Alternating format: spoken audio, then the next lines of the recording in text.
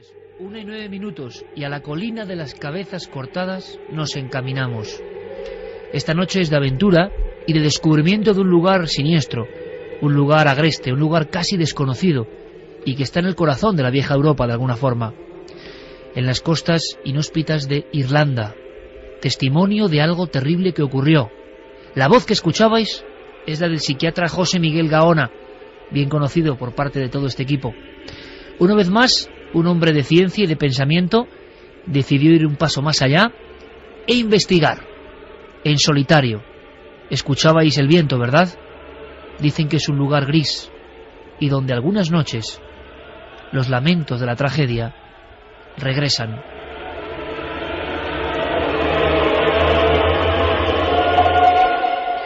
José Miguel, buenas noches. Muy buenas noches, Iker.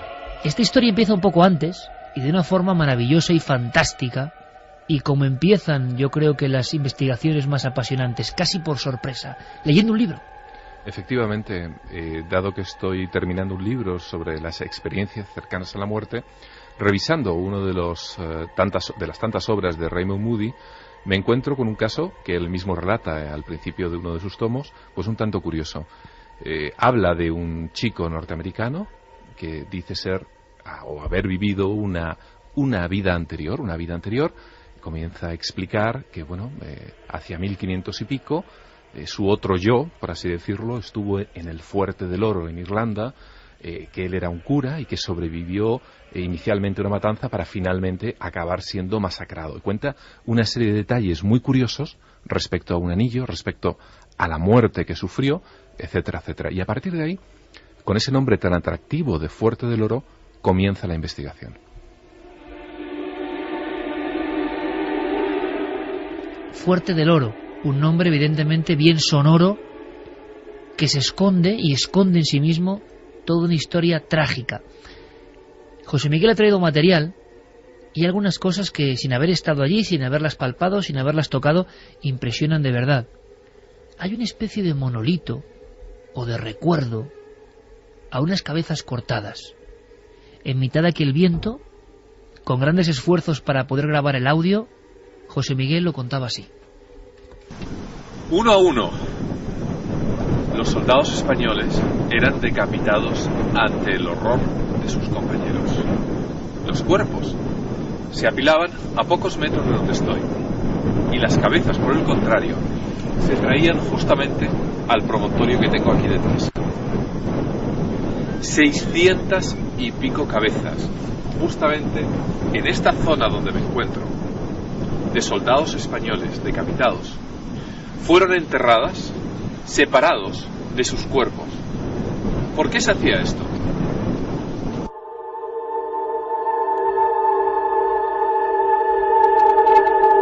Un monolito, una estatua gris como el entorno, como el ambiente, buscando el Fuerte del Oro. Te pones a investigar, te marchas a Irlanda, encuentras cosas que no esperabas. Así es. Este lugar, el Fuerte del Oro, también llamado Dún an Oir en gaélico, se encuentra en la península de Dingle. A muchos quizá no les diga absolutamente nada sobre la península de Dingle. Para que algunos puedan también hacerse una idea, es una de las 20 zonas más bellas del mundo, según el National Geographic. Allí se rodaron películas, por ejemplo, como La hija de Ryan. Y para los españoles medievales es un sitio realmente interesante. Había marineros que recalaban en dicha península, y es muy curioso porque es quizá el único sitio, es un pueblo de 1000 y pico habitantes al suroeste de Irlanda, cuyo patrón, la iglesia, está dedicada a Santiago de Compostela, St. James, mientras que, como todos saben, San Patricio, sin embargo, es el patrono del resto de Irlanda.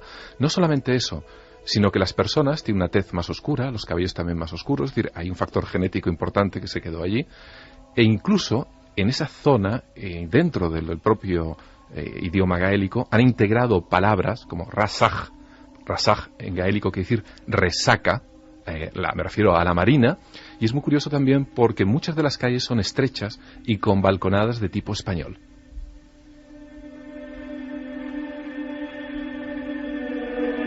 Con ese aire, con ese viento, con esos acantilados, con esa escasísima población, José Miguel, vas en busca de pistas, de datos de ese muchacho que ha vivido otra vida.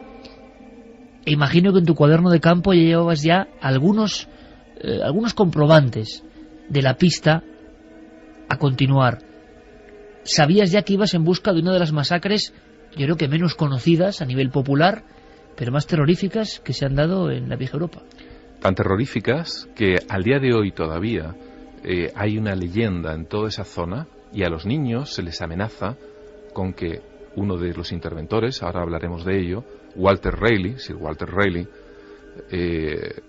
se les amenaza a los niños diciendo que va a venir el coco, si se portan mal, el coco de Raleigh, porque justamente en toda la memoria histórica, en todas las personas de esta zona de Irlanda, aquella matanza tuvo un impacto brutal. Vamos a recorrer un poco la historia. En ese lugar que de alguna forma tú redescubres con uno de tantos testimonios de los libros de Raymond Moody de personas que han vivido experiencias límite, recuerden el detalle, creo que es importante. Ese muchacho americano, has dicho, pensaba que había sido en otra vida un sacerdote. Efectivamente. En aquel lugar. Objetivamente, la historia y los datos que nos dicen de esa masacre. Tiene un nombre la masacre. Efectivamente, la masacre, si aplicamos el nombre anglosajón de Smerwick, o la masacre de Dún an Oir. Está en una bahía, en la bahía de Smerwick. Imaginemos por un momento que estamos a finales del siglo XVI, estamos en guerra.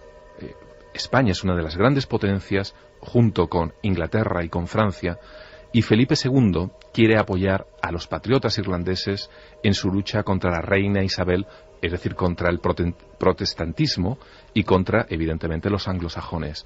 Hay diversas rebeliones en esos años, y uno de las mayores cabezas visibles de estas rebeliones, James Maurice Fitzgerald, viene por España, va por Italia, se entrevista con Gregorio XIII, y ocurre una cosa muy importante 10 años antes de esta masacre. La reina Isabel, es excomulgada. Hoy en día quizá no se le da mucha importancia, pero en aquel entonces el poder de los reyes venía directamente de Dios, y por lo tanto a la reina Isabel se la desproveía totalmente de autoridad divina. Y eso es una excusa fantástica y también utilizable desde el punto de vista político para apoyar cualquier rebelión justamente contra esta reina, evidentemente rebelde, ¿no? Unos acantilados, hemos dicho, pronunciados, un paraje que se describe casi de forma sonora solamente con el viento, lo estamos imaginando, esas olas que azotan esas paredes y que a veces traen huesos. Por cierto, me contabas, José Miguel, que hace bien poco habían llegado cráneos a la playa, cráneos de aquella masacre. Sí, es algo relativamente frecuente, aunque pueda parecer mentira. Si entramos en los detalles de la masacre, podremos entender, ¿no?, evidentemente, cómo ocurrió. En 1580, en septiembre, sale un barco de Santander, va hacia el Ferrol, y allí toma y embarcan más de 600 soldados españoles. En las crónicas que he podido encontrar en archivos muy antiguos en toda esta zona de Irlanda, aparece que los soldados españoles que fueron allí no eran especialmente de la mejor categoría, ya que los empleábamos en América en aquella época. Eran soldados habitualmente rebeldes que se encontraban bajo castigo, etcétera, etcétera. Bueno, son embarcados y son llevados a este fuerte, al fuerte del Oro, en septiembre, el 10 de septiembre. Una vez que llegan al fuerte, son 600 y pico, comienzan a unirse a ellos fuerzas irlandesas, y además es importante subrayar que estos soldados llevan víveres para más de 4.000 soldados, con los que piensan unirse en Irlanda, evidentemente, para avanzar contra los ingleses. Sin embargo, están al mando, desgraciadamente, y ahora veremos el porqué, de un italiano, natural de Bolonia, que es Sebastiano di San Giuseppe. Este italiano decide, en vez de avanzar, quedarse en el fuerte y fortificar toda la zona. Sin embargo, la gran red de espías que tenían los ingleses, entre otras cosas dirigidos por el conde de Grey, un tipo bastante sanguinario, ahora veremos también sus antecedentes, conocen de este desembarco y comienzan de alguna manera a rodearlo, poco a poco. En tan solo 4 semanas, el fuerte se encuentra rodeado por mar y por tierra, y empieza el bombardeo. Durante este bombardeo mueren unos cuantos españoles. Sin embargo, gracias al valor de muchos de ellos, insisten en no rendirse. Pero hay que este capitán italiano, de alguna manera, sale del fuerte, se entrevista con la mano derecha del conde de Grey, que era Sir Walter Raleigh, y comienzan a negociar una rendición, así de sencillo, prácticamente sin haber pegado un tiro. A las 48 horas, dos otros personajes, que ahí tienen una gran relación y es muy bonito con el tema de lo de Raymond Moody, un lazo muy interesante, un cura español y otro irlandés se unen para hacer de traductores entre italiano, este capitán italiano, y Sir Walter Raleigh. Bueno, una vez que los sacerdotes observan que el capitán italiano se va a rendir, comienzan a tergiversar la traducción, pero con tan mala fortuna que obviamente al final tanto el inglés como el capitán italiano se dan cuenta de que están saboteando la rendición, cosa que le viene en principio mal a los dos. Cuenta la historia, y hay unos poemas irlandeses preciosos, que ambos sacerdotes vuelven al fuerte encadenados y que son inmediatamente crucificados en la puerta del fuerte.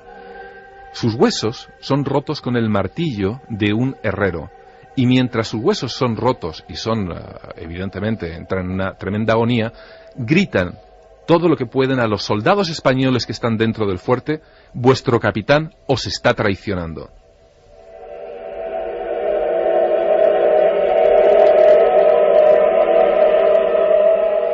Por lo tanto, tenemos ya ahí un personaje fundamental, ese religioso, ese sacerdote del Fuerte del Oro que realmente existió y que muy poca gente, imagino que algunos historiadores, conocía, exceptuando a estudiosos concretos de la historia de Irlanda. Y después de esta especie de crucifixión en vivo y de rotura de huesos, de crucifixarium de alguna forma, ¿qué es lo que pasa? Hay una rebelión interna. Y hay otro hecho muy bonito que he logrado averiguar en este viaje, recopilando documentación. Si buscamos en Internet prácticamente se encuentra muy poco de ello. Pero he llegado a conocer el nombre de uno de los capitanes. Está un tanto discutido si es español, italiano o quizá de un origen y nacionalizado de otro, pero es de Hércules Pisano. Este capitán se rebela contra el italiano e intenta asesinarle, justamente para no rendirse.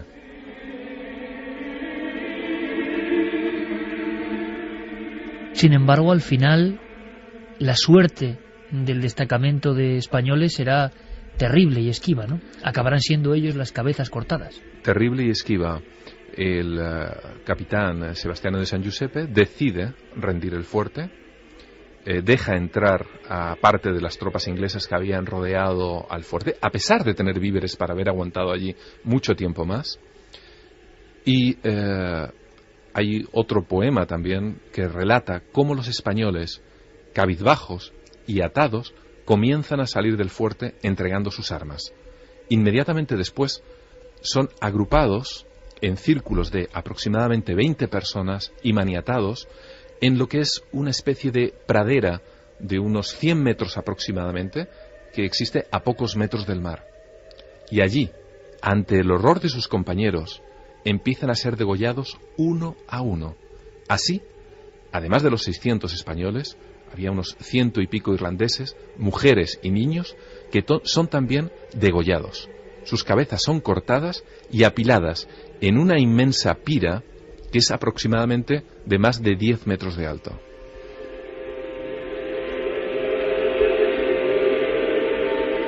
Ahora vamos tejiendo entre todos el mapa mental de por qué la colina de las cabezas cortadas. El lugar de la investigación de José Miguel Gaona y el lugar además donde, al parecer, según cuenta la historia, luego ocurren cosas. Incluso historiadores, antropólogos hablan de lugar maldito hoy para la gente de allí, para la poca gente que se acerca allí. Por cierto, José Miguel, tú te lo preguntabas en el lugar de los hechos, con ese viento, con ese acantilado presente, ¿por qué hicieron eso? ¿Por qué separar la cabeza del cuerpo y enterrarlo? Era un signo del vencedor, en el que estaba incluida también la humillación. El tener la cabeza era el máximo trofeo. Por ejemplo, el propio héroe irlandés que me he referido antes, Fitzgerald, herido mortalmente pocos meses antes justamente de esta masacre, cuando todavía estaba vivo, pidió a sus ayudantes que le cortasen la cabeza para poderla ocultar y que los ingleses no se hiciesen con ella. Es decir, podemos ver con este tipo de detalles a nivel psicológico cómo se las gastaban en aquel entonces. José Miguel, a día de hoy y desde entonces, varios cientos de años ya, el lugar ha quedado marcado. Efectivamente, 430 años después, el lugar está marcado, pero al día de hoy también no podemos dejar de lado qué hicieron con los cuerpos. Al lado del fuerte hay un acantilado con una pequeña playa. Los cuerpos fueron arrojados uno a uno ahí, de manera que a lo largo de esos 2 días que duró la masacre, en el que quizá ni en la peor de las pesadillas podemos imaginar qué pudo ocurrir entre aquellos soldados que ya llevaban semanas y meses juntos, que se conocían entre ellos y que veían cómo sus compañeros eran ejecutados a pocos metros, siguiendo una fila india, atados uno contra otro. Los cuerpos fueron arrojados a este acantilado y con la marea iban apareciendo habitualmente en otra playa, en la propia bahía de Smerwick, a 1 kilómetro, 1,5 kilómetros, donde los lugareños, piadosos y católicos, los enterraban en las dunas. Por este motivo, al día de hoy todavía, cuando se da una tormenta, como ha ocurrido incluso cuando me encontraba allí mismo, pero hace pocos meses encontraron 2 cráneos. Es decir, no es algo extraño todavía seguir encontrando huesos. Están diseminados prácticamente por doquier. Cráneos con 430 años que vuelven como gritando su vieja historia. Algunos historiadores que has podido entrevistar, como Pat Nelligan y personas del entorno, te contaban a viva voz, José Miguel, que hoy, todavía hoy, allí pasan cosas. Aquello está latente de alguna forma. Sí. Hablaban de ciertos fenómenos, de lamentos. ¿Qué has podido recoger? Bueno, hemos encontrado, por ejemplo, en las mismas viviendas, que la más cercana se encuentra a quizá 500 metros, una zona muy solitaria. Hay muy pocas personas que viven, es muy agreste, la naturaleza es tremendamente hostil, está castigada de continuo por las tormentas del Atlántico. Las personas no quieren hablar excesivamente de aquello que sucedió. Es una zona tremendamente maldita. Se dan fenómenos en muchas personas que te cuentan de apariciones, de sonidos, de ruidos, quizá confusión o no con el ulular del viento y del mar, pero lo cierto es que cuando estás allí y vas pisando la zona donde se ejecutó a tantas personas y te encuentras literalmente sobre esas cabezas, da la impresión al menos que puede pasar absolutamente de todo.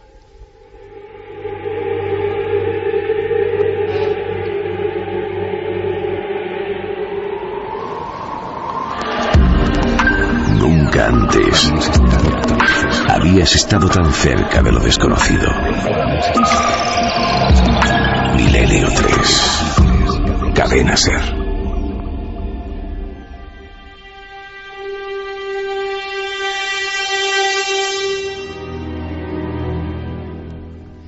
La colina de las cabezas cortadas, nuestro primer objetivo esta noche en la que intentamos trazar un nexo. Se ha hablado mucho de esta historia entre la muerte trágica de un grupo, en una batalla, en una guerra, en una emboscada, en una traición, y luego fenómenos que al parecer ocurren. Y veremos que hay un patrón absolutamente similar. Carmen, buenas noches.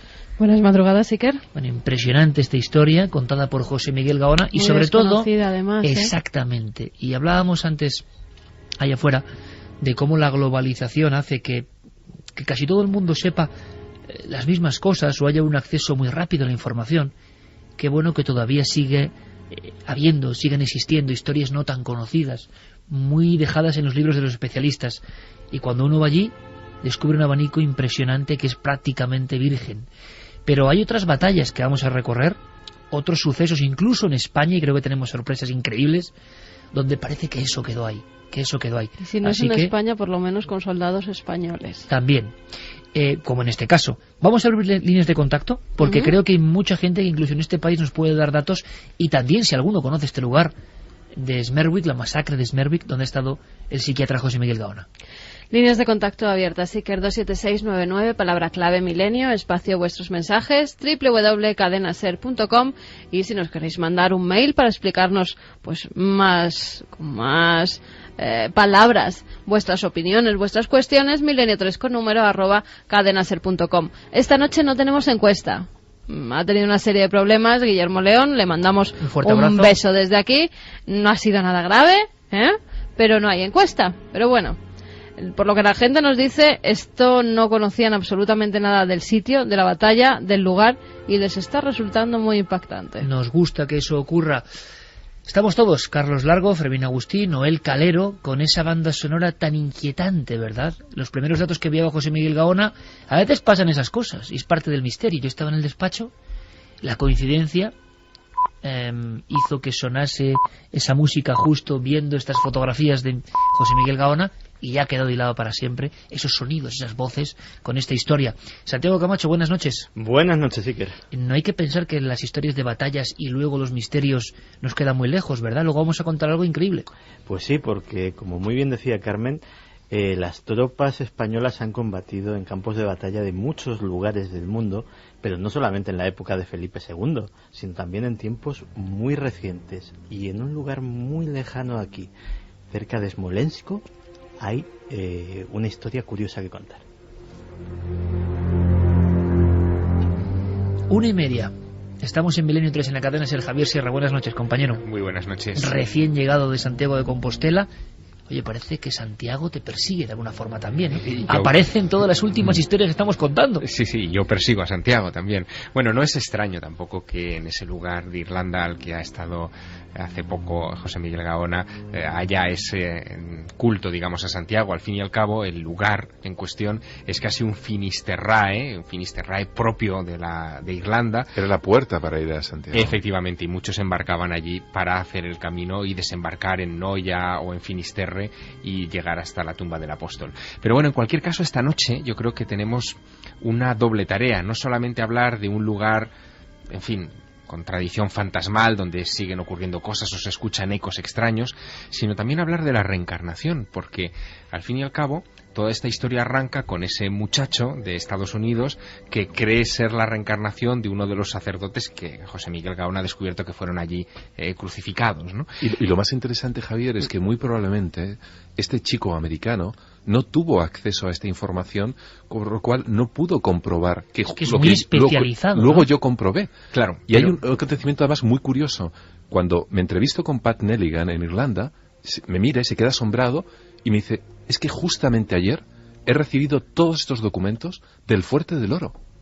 Bueno, ¿aún crees en la casualidad, José Miguel? Bueno, 24 horas antes, un señor de 60 y tantos años, que se encuentra prácticamente retirado y que estudia muchos temas, había recibido 24 horas antes los documentos sin saber que yo iba a visitarle. Yo a veces se lo digo a Javier, muchas, y te asombra todavía, es decir, estoy seguro que algo te estaba ayudando en esa investigación, claro, absolutamente desconocida, y que algo se confabula no sé dónde para que el investigador, sobre todo el investigador que va por algo que es desconocido, de hecho estaba un que poco mosca Pat Nelligan, creía, se ha enterado de algo, que yo he recibido estos documentos o algo. Dije, no, si yo acabo de llegar de España. Hay más sincronicidades, fíjate, que son muy curiosas, sincronicidades ya de carácter más histórico, ¿no?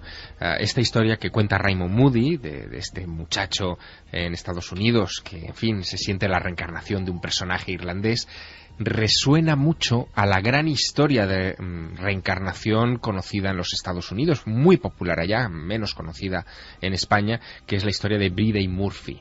La historia de Bridey Murphy, que también la conoce por supuesto Raymond Moody, es la historia de una ama de casa que falleció hace unos años, Virginia Tighe, que en un momento determinado es sometida a regresión hipnótica, y bajo ese estado de regresión hipnótica comienza a recordar detalles muy precisos de una vida anterior en la que se llamaba Bridey Murphy. Bridey Murphy fue una muchacha que nace a finales del siglo XVIII y su vida transcurre a lo largo del siglo XIX, que vive muy cerca de este lugar que hoy, esta noche, nos ocupa, que es Cork, que digamos como gran ciudad, está a unos 140 kilómetros más o menos, o 150 del lugar. Y aquello, bueno, dio lugar a un bestseller que se llamaba En busca de Bridey Murphy, In Search of Bridey Murphy, de un psiquiatra también que se ocupó del tema, Morey Bernstein. Y fíjate qué curioso, fue tan polémico ese bestseller en los Estados Unidos a mediados del siglo pasado, que la prensa norteamericana envió legiones de periodistas a confirmar cada uno de los detalles de ese tema.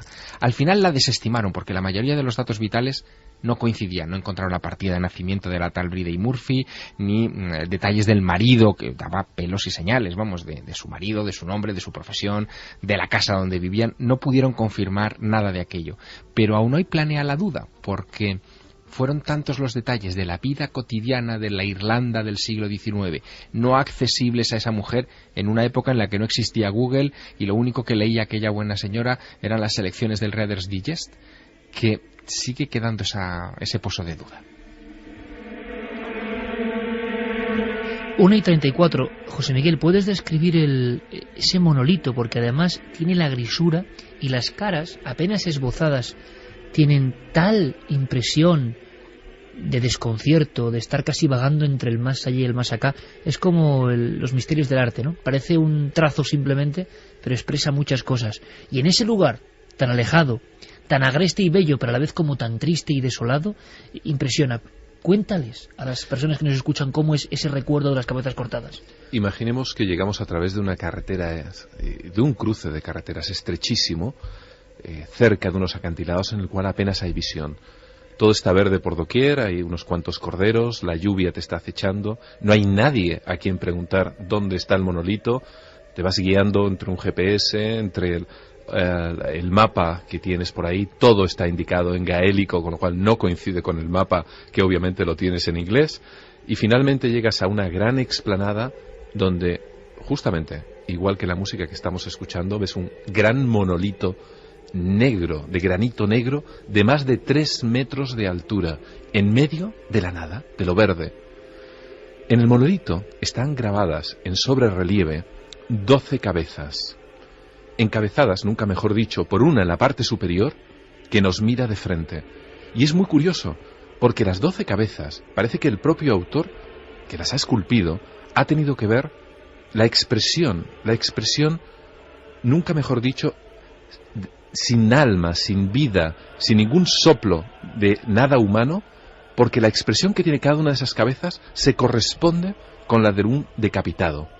Y esas 12 cabezas emergen como si fuese una llama hacia el cielo, con esa forma del monolito, tiene una forma de llama, con una parte más estrecha en la parte superior, y debajo están enterradas las cabezas.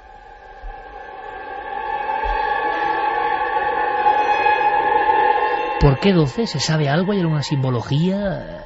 ¿Por qué se eligieron 12? ¿Es representación de la masacre de más de 600 y pico que hay ahí abajo?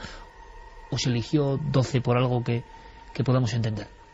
Se eligieron 12 cabezas porque representan de alguna manera el tiempo que estuvieron allí encerrados.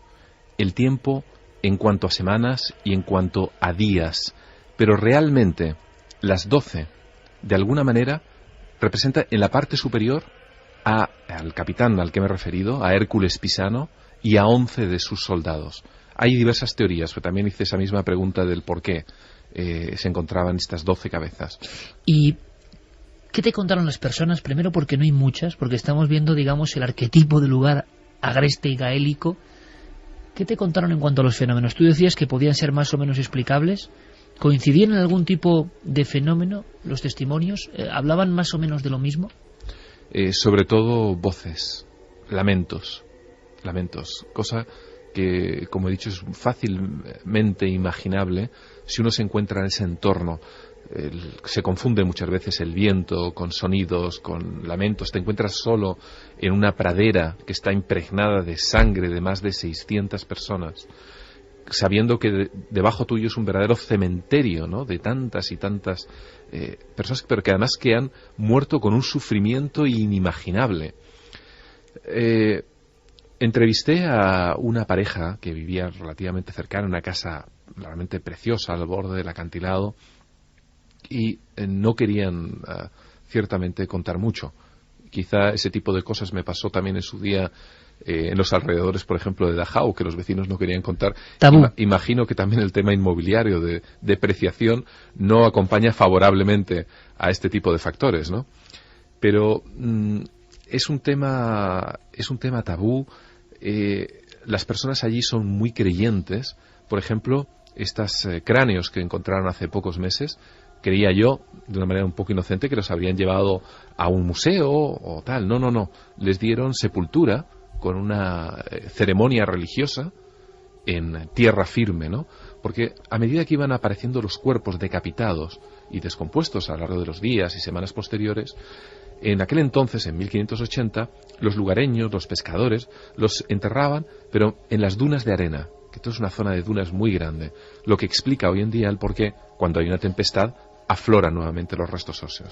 Bueno, el gran Jung decía que lo de entrar al cuerpo y darle sepultura e incluso hacerle honores si es un soldado era básico, ¿no? Él contaba su tormento en su casa de Bollingen cuando le aparecieron una serie de figuras. Jung lo contó sin ningún rubor. Así es. Una serie de figuras encapuchadas se le aparecían en el exterior, y una de las noches incluso llega a abrir la ventana y ve varias de estas figuras vagando, y entonces empieza a indagar hasta que encuentra los restos óseos de un soldado de la época pretérita napoleónica, y lo que hace Jung en solitario es lanzar varios tiros al aire, varias salvas de alguna forma militares, y darle sepultura como merece. En ese mismo instante los fenómenos desaparecieron, ¿no? Se marcharon para siempre. ¿Crees, José Miguel, como psiquiatra, que puede quedar algo en los lugares donde ha habido una tragedia condensada de tal magnitud? Será sugestión o no, pero las noches que pasé allí no pude apenas pegar ojo y me encontraba preso de una gran inquietud. Evidentemente, al ir ahondando en lo que era la tragedia y adquirir nuevos detalles, conocer nombres de personas, empezar a ponerle caras, ¿no?, a los involucrados en toda esta tremenda masacre, la tragedia se hace mucho más cercana. Justamente hoy he recibido un correo de este profesor de historia de Pat Nevigan, con el que le propuse hace pocos días hacer una ceremonia en los próximos meses, llevando tierra española y esparciéndola por ahí, ¿no?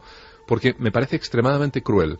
Un par de cosas. Por un lado, que estas personas que han sido compatriotas, y quizá algunos de los oyentes hayan sido incluso sus ancestros, puedan ser olvidados de una manera tan ignominiosa.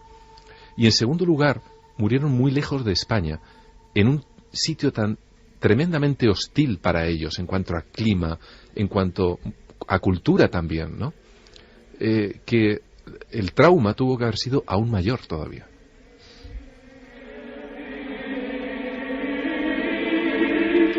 Hay una serie de grabaciones, un nuevo experimento buscando psicofonías, buscando voces extrañas. Todavía estamos cribando ese enorme material. De nuevo, José Miguel, iremos dando información, 24 horas de grabaciones en diferentes puntos en la Colina de las Cabezas.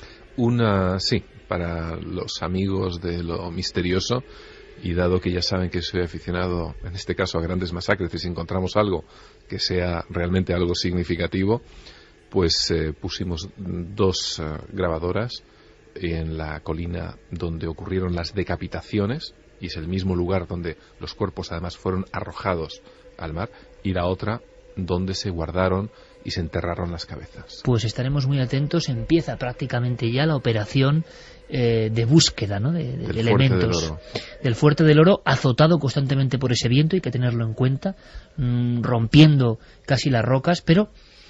Y además, aprovechando que tenemos a José Miguel aquí, que está estudiando estos fenómenos, no hay que olvidar, Javier, Santi, Carmen, que toda esta mecha la inicia un testimonio de esos que a veces son tan despreciados, entre comillas, de alguien que dice que ha sido el sacerdote, y luego va el sacerdote y sí que existe, y además tiene un papel primordial, crucificado, repetimos, y el muchacho que testimoniaba a Raymond Moody daba algún dato más interesante para poder correlacionarlo con lo que sabemos de la historia de este cura. Bueno, el dato que daba es que este sacerdote, en el cual él se veía reencarnado de alguna manera, había jugado un papel importante en la masacre de Smerwick, cosa que confirmé, porque podría haber sido uno más sencillamente de los 600 y pico españoles u 800 contando a los irlandeses que se habían refugiado. Pero el chico americano, que no había ahondado prácticamente en esta historia, tenía toda la razón, y no existe información disponible al respecto en Internet. Es decir, este detalle no es fácilmente.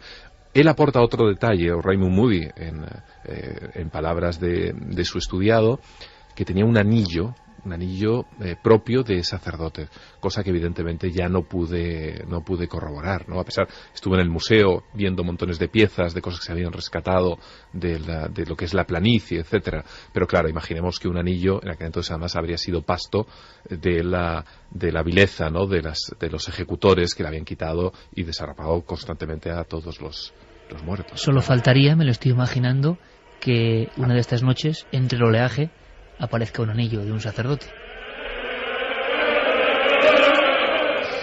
Santi, nos prometías algo que tiene que ver con españoles, Carmen también, historias que nos pueden parecer lejanas, españoles, compatriotas nuestros, acabando de esta forma, historias que tienen que ver con la División Azul, si no me equivoco. Pues sí, señor, en la Segunda Guerra Mundial. Y todo viene a raíz de un concepto curioso que he aprendido en estos días, que es el de los arqueólogos negros. ¿Tú sabes lo que son los arqueólogos negros? Lo desconozco por Pues completo. yo tampoco lo sabía. Y resulta que es algo que a día de hoy, sobre todo en Rusia y en algunos países de la antigua Unión Soviética, está siendo pues una afición de alguna forma muy popular, que son jóvenes y no tan jóvenes que se dedican a hacer excavaciones en antiguos campos de batalla o lugares con mucha relevancia dentro de la Segunda Guerra Mundial, para buscar pues desde uniformes, armas antiguas, restos de todo tipo, con decoraciones, para engrosar algunos, los digamos más altruistas, sus colecciones particulares, y otros para venderlos en el mercado de memorabilia militar, que es muy pujante y que tiene una salida importante. Pues hay un lugar que se llama el Pantano de Bor, que está a 30 kilómetros al este de Novgorod, que en principio era un lugar muy frecuentado por estos arqueólogos negros rusos, porque allí había habido en 1942 una batalla tremenda que involucró al segundo batallón soviético, que era una de las unidades más aguerridas de las tropas de Stalin, a la Wehrmacht y a la División Azul, con un gran número de caídos. Pues lo cierto es que a día de hoy esos arqueólogos negros en sus foros consideran este sitio como tabú.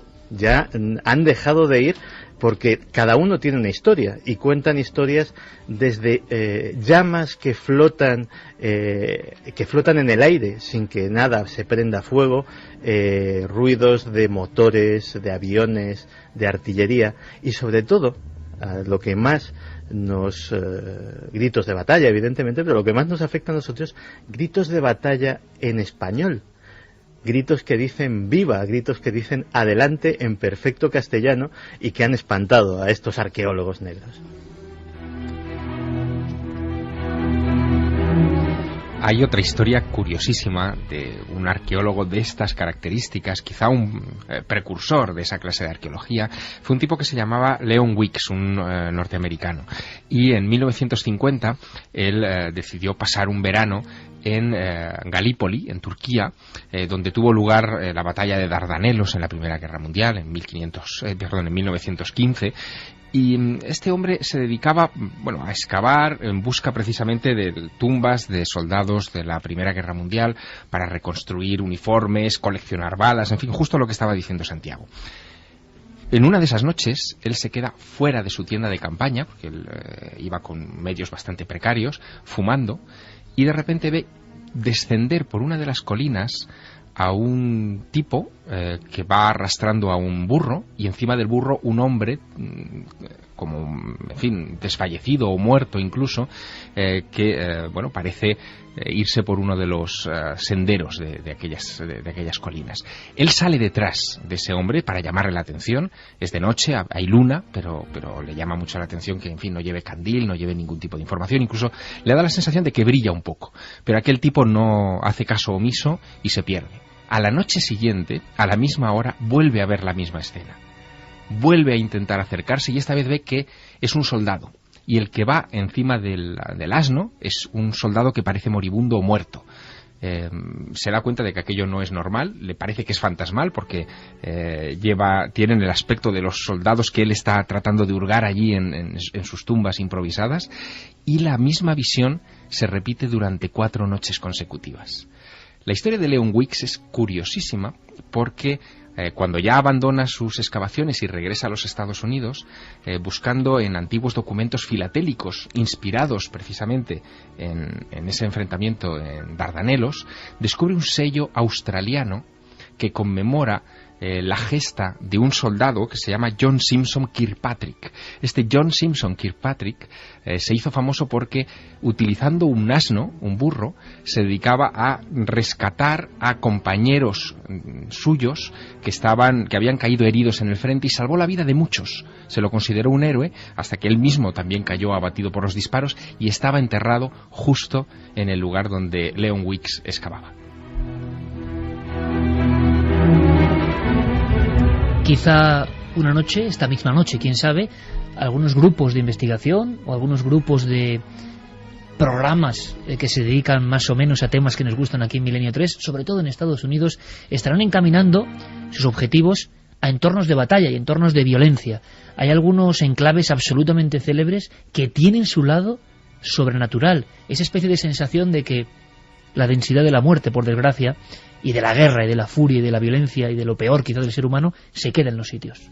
Uno de ellos es el campo de batalla de Gettysburg, en Pensilvania. Además, los oyentes que quieran buscarlo, hay innumerables filmaciones, fotografías extrañas donde aparecen soldados en algunas de ellas, figuras que parecen atravesar los bosques donde se libró esa batalla en el año 1863, del 1 al 3 de julio de 1863, una guerra civil en la que mueren 7.000 personas, hay más de 30.000 heridos, y por toda la zona montan una especie de hospitales de campaña. Incluso en algunas de las casas cercanas, donde hoy siguen ocurriendo fenómenos paranormales, pues fueron resguardados algunos de esos soldados a los que tuvieron que hacer amputaciones terribles sin anestesia, Iker.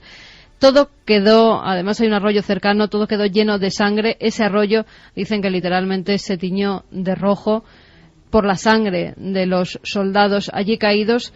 Y hay testimonios de personas que aseguran ver a esos soldados como si fueran de nuevo al frente, como si estuvieran yendo de nuevo a la batalla. Pero no solo eso. Hay un historiador, Mark Nesbitt, que se quedó prendado por las historias que contaban sobre todo los vecinos y los visitantes de este lugar de Gettysburg, en Pensilvania. Él ha ido recogiendo innumerables historias de personas que aseguran haberse encontrado con esas figuras fantasmales. Uno de ellos era Ray Hawk. Ray Hawk estaba con un amigo visitando la zona cuando ven una especie de figura vestido de soldado con su arma reglamentaria que se acerca a ellos. Pero no solamente se acerca a ellos, sino que les da una bala. Una bala que posteriormente ellos empiezan a examinar. Cuando van a decirle a ese hombre que estaba delante de ellos que por qué les daba eso, que qué era, ven que se esfuma en el aire. Llevan la bala a la universidad y un especialista les dice que esa bala es de 1863. La data perfectamente porque son el tipo de munición que se utilizó en esa guerra civil. Hay testimonios, Iker, que si quieres escuchamos. El primero de ellos es una noche de investigación como otra cualquiera de un grupo que están con su videocámara y de repente empiezan a ver a través de la cámara como una figura parece andar entre los bosques. Se nota perfectamente el nerviosismo, ni siquiera lo hemos traducido porque son muchas voces que empiezan a chillar, a decir que están viendo algo, que si es un espíritu, si es un soldado. Luego iremos con documentos en los que ya se habla claramente de lo que ven, porque como te decía, hay casas alrededor en las que se han visto a esos soldados que parece que están manejando también pues, algún tipo de munición que parecía guardar allí. Something moving there. No, there's a motorcycle. See? I don't see nothing down there. Can't be the motorcycles, honey. There's nothing sparkling. You see what I'm saying? What's that? What is that? Tree. No. You moved it, right? Right there. See it? Uh-huh. Look. There's nobody there. I can't see. Look. Isn't it those people? Can't be. There's nobody. Not up in the trees. There's nobody down there no more. Qué flema, qué flema. Sí, somos nosotros, hemos soltado españoles, estamos viendo un fenómeno extraño, hemos soltado 12 tacos y hemos salido corriendo detrás de ese supuesto soldado. Mira, pero vamos, con una tranquilidad que llama la atención, desde luego. ¿Qué es eso? Decían, ¿verdad? Mira. Bueno, pues hay testimonios en los que ya se dice que han visto a un soldado. Creo que tenemos ya, Noel, el primero de esos cortes, donde aseguran que una figura fantasmal se ha quedado en la fotografía que han realizado. Hay un grupo de personas, una mujer hace una fotografía y sale alguien que no debía estar allí. Hice una fotografía hacia la colina y la gente realmente me ha dicho, wow, qué monumento tan magnífico, pero allí no había ningún monumento, estaba en una granja. ¿Dónde estaba ese sitio? ¿Cómo pudo llegar hasta allí? En la fotografía se puede ver a un soldado. Está de perfil, hay varias personas que deben de estar visitando el lugar y al fondo una figura como nebulosa, pero que se identifica perfectamente con alguien vestido con un uniforme. Hay otra figura, Iker, y todas ellas, repito, pueden consultarlas por internet porque están todas las fotografías y los vídeos. Hay muchísimas de ellas, donde también parece que ven algo extraño, detrás de una ventana. Una de esas casas en la que está un padre y una hija sentados en el sofá y justo detrás alguien se aparece. Una huésped divorciada que viene a menudo estaba haciendo fotografías e hizo una pareja sentada sobre un sillón. Miraron la foto y vieron algo al fondo. Parecía ser dos figuras fuera en la terraza, como si estuvieran mirando dentro.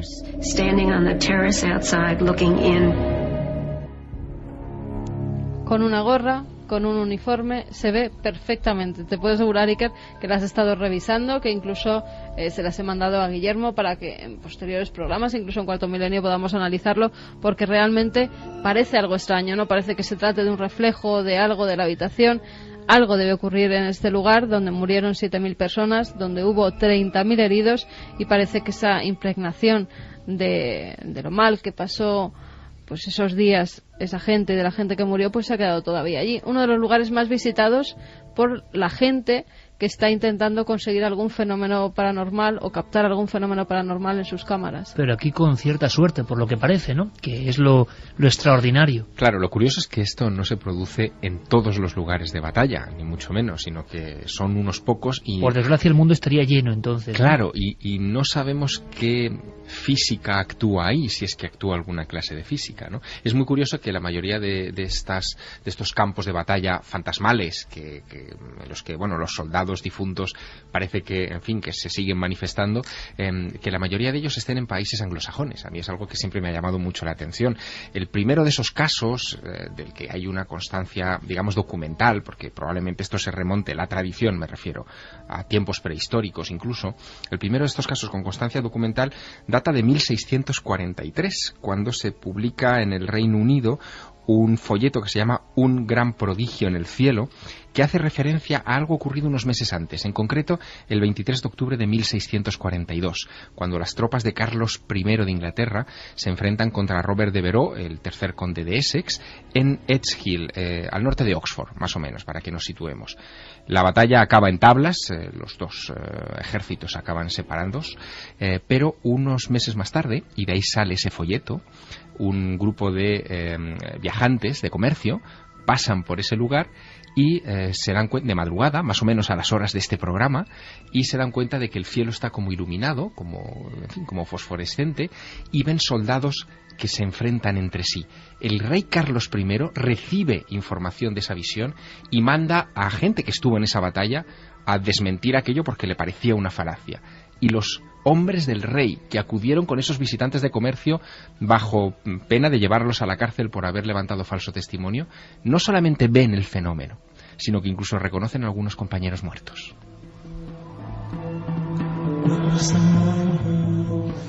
José Miguel, tuviste varios sueños y pesadillas y es normal investigando en este lugar apartado de todo y de todos. ¿Y qué imagen se representaba? ¿Alguien ha visto algo relacionado con las cabezas? ¿Has podido recopilar esa información? De manera directa con las cabezas no, con presencias y eso sí.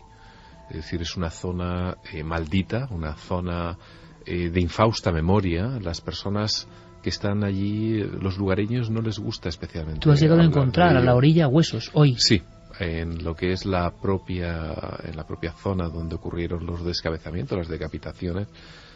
pequeños fragmentos de huesos se encuentran por doquier, pero vamos, esto es Vox Populi ahí, es decir, fueron realmente los cuerpos diseminados. Las tropas de Walter Raleigh estuvieron no solamente decapitándolos, sino durante 2 días, cuentan las crónicas, que utilizaban los cuerpos como dianas para probar sus armas. Historia de no solo el misterio, sino la terrible sinrazón humana. Allí estuvo José Miguel Gaona. Estamos pendientes, desde luego, de lo que nos ofrezca la grabación casi ininterrumpida. Nos gusta mucho este tipo de pesquisas de un doctor y un científico como José Miguel. Y cómo has descrito, amigo, ese monolito. Yo todavía tengo de verdad la carne de gallina, porque has descrito perfectamente ese retrato de la cabeza sin vida. Seguiremos muy atentos a tus investigaciones, amigo. Gracias por traerlas aquí y hacernos vivir a todo el equipo de Milenio 3. Gracias a vosotros. Gracias. Buenas noches. Pero amigos, no os vayáis, porque después de las noticias tenemos un sinfín de historias, con un sentido esta noche sí, un poco inquietante. Aquí seguimos. Una segunda hora de misterio nos aguarda. Una segunda hora en la que vamos a viajar por España. Abandonamos la cabeza de esos misteriosos soldados, las cabezas, mejor dicho, 600 y pico, enterradas, sus leyendas, sus misterios, sus enigmas, y nos marchamos a una tierra que conocemos bien, y donde está pasando algo asombroso. Algo, me refiero a nivel periodístico. Luego os contaremos el secreto. Hacía mucho tiempo que un medio, un diario de papel, no se comprometía animando a las personas a contar y a revelar su experiencia ovni. Esto está ocurriendo con un pequeño periódico del norte de la provincia de Burgos. Y toda esta historia comenzó cuando descubrimos una serie de encuentros cercanos con el misterio ocurridos en las inmediaciones de Villarcayo. El pequeño medio, humilde y honesto en sus propuestas, es la Crónica de las Merindades, que se encarga y se buzonea por toda esa zona de Burgos maravillosa, llena de llanura, de montaña.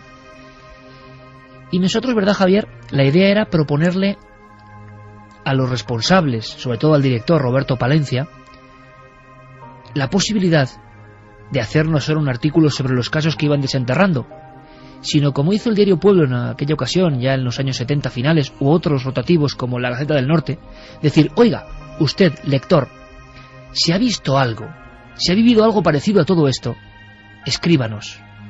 Y las sorpresas ya van siendo frutos absolutamente brillantes. Un montón de personas, Javier, de cualquier condición, personas que tenían secretos internos en su propia familia y que no contaban, que les daba rubor, están empezando a confesar sucesos absolutamente alucinantes. Porque se han dado cuenta que hay otros vecinos suyos que también han vivido ese tipo de historias y hasta ahora no tenían dónde contarlas. Así que la Crónica de las Merindades, como tú muy bien dices, por primera vez en muchos años, en décadas, se está haciendo eco de cosas que están sucediendo a ciudadanos normales y corrientes.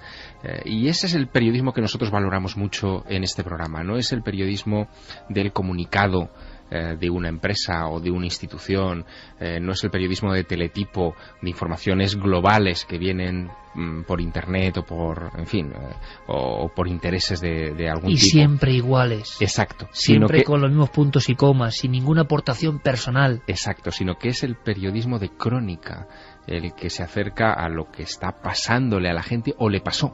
Porque muchos de estos casos son el recuerdo de historias que nunca se contaron públicamente y que a raíz de empezar a moverlas y de desempolvarlas, pues muchos se están animando y nos estamos llevando sorpresas, ¿verdad? Sorpresas mayúsculas. Nuestro abrazo a Roberto Palencia, a Eduardo Palencia, a todos los amigos que tenemos allí en la comarca de Villarcayo. Javier y yo muchas veces hablamos del espíritu Villarcayo en el sentido de una conexión con todo eso tan antiguo, en el sentido de la investigación ovni, claro. La repercusión en la prensa, las fotografías, los testigos señalando. Nos reencontramos con una serie de sensaciones. A raíz de ese artículo, tanto en la Crónica de las Merindades como en Cuarto Milenio, han empezado a pasar cosas maravillosas y queremos contarlas. El caso a continuación, en fragmentos, os vamos a mostrar. A mí me ha puesto de nuevo la carne de gallina, os lo aseguro. Ni Santiago, ni Javier, ni Carmen tienen los datos, porque yo he entrevistado a la principal protagonista, María Palacios y Manuel Álvarez, y quiero que lo vayáis paladeando, y por supuesto vosotros, amigos, amigas de la audiencia, porque tiene algo de eso que es increíble y al mismo tiempo veraz. Ocurrió hace unos 18 años. Los fenómenos han ido siguiendo en diferentes partes, desde los años 70 prácticamente hasta anteayer. Pero también hay una pregunta: ¿por qué los casos de este tipo, tan cercanos como vais a escuchar, tan terroríficos como vais a escuchar, han dejado de producirse? ¿O no han dejado de producirse? Queremos también vuestra opinión. Tenemos las vías de contacto abiertas. 27640. 27699. Bien, perfecto.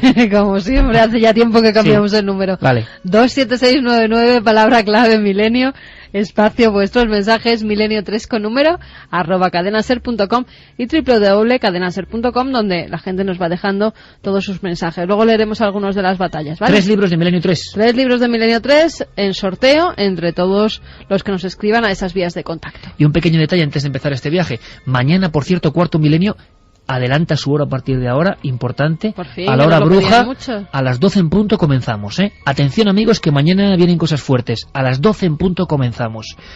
Dicho esto, vámonos a la zona de Medina de Pomar. ¿Os apetece? ¿Vamos para allá, Santi? Vamos para allá rápidamente. Javier, Carmen, todo el equipo dispuestos a marcharnos a una zona que ya ha conocido historias de ovnis y de persecuciones. Todo comenzó una noche anterior a la noche de luna llena.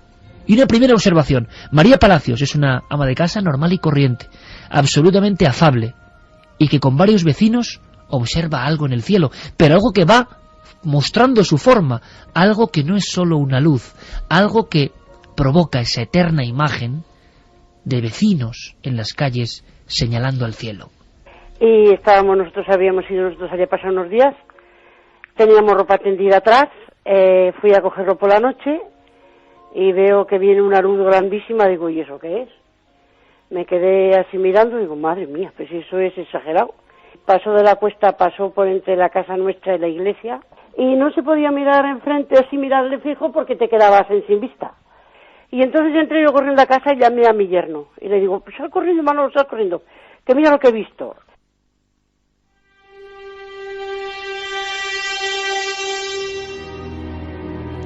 Lo curioso es que efectivamente su yerno también nos ha brindado el testimonio, nos ha brindado su palabra directa sobre lo que están viendo.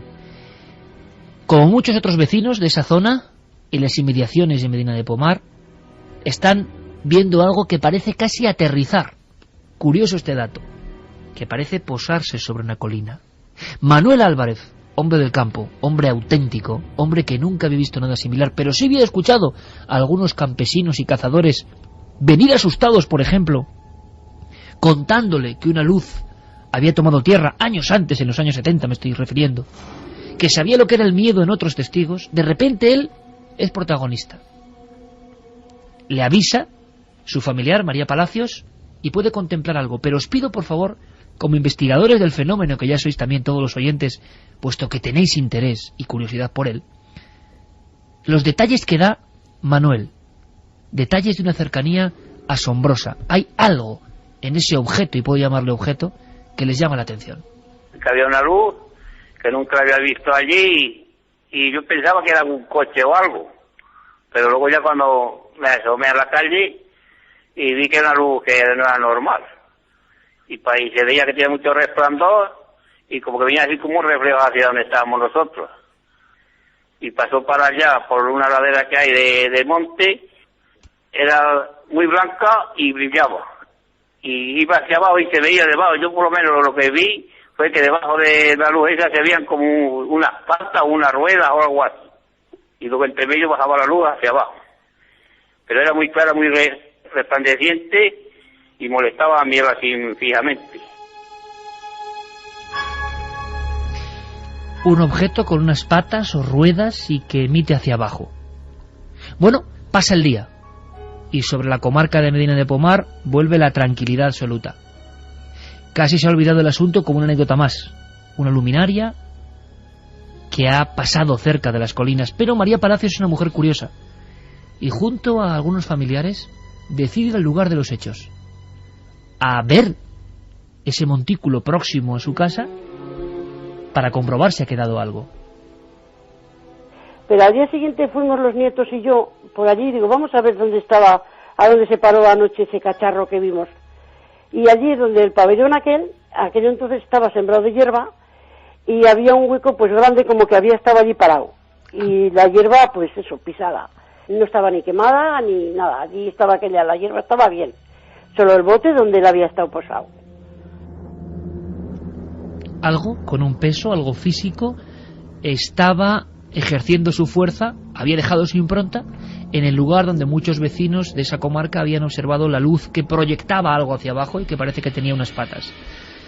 Esa misma noche, después de verificar el asunto de las huellas, ocurre la siguiente escena. Y para mí es una viñeta pura y dura del misterio del fenómeno ovni. Yo os voy a confesar una cosa, a pecho descubierto y sin red, con la misma honestidad que esta gente. Yo pienso que es absurdo lo que vais a escuchar, que es incomprensible, que es científicamente quizá improbable, pero la fuerza de las palabras, de cómo se hilan estas, la honestidad que transmite este testimonio, como tantos han pasado por aquí, a mí me ha dejado desarmado. La siguiente escena ocurre no en el campo, es ya de noche, y esta sí es noche de luna llena. Con un fulgor tan blanquecino, tan claro, que proyecta en toda la casa. Son las 2:30 de la madrugada, me dijo María, prácticamente la misma hora a la que estamos radiando esta historia. Ella se dirige al cuarto de baño. Se ha despertado, no puede dormir, y se ha despertado hacia el pequeño cuarto de baño.